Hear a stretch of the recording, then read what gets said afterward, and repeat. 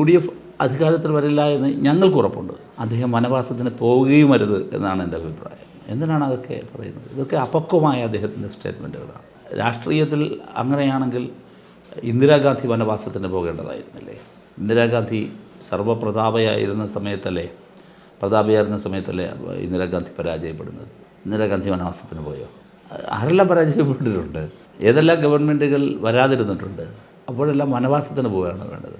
അതിൻ്റെ അർത്ഥം മുഖ്യമന്ത്രി പദത്തിലേക്ക് ഒരാളെ കസേര നീക്കിയിട്ട് ഇരുത്തുക എന്നതിൽ കവിഞ്ഞ് വേറൊന്നുമില്ല. യഥാർത്ഥത്തിൽ അദ്ദേഹത്തിൻ്റെ അപക്വമായ നിലപാട് കൂടുതൽ അവരെ പ്രതിരോധത്തിലാക്കിയിട്ടുണ്ടാകും എന്നാണ് ഞാൻ കരുതുന്നത്.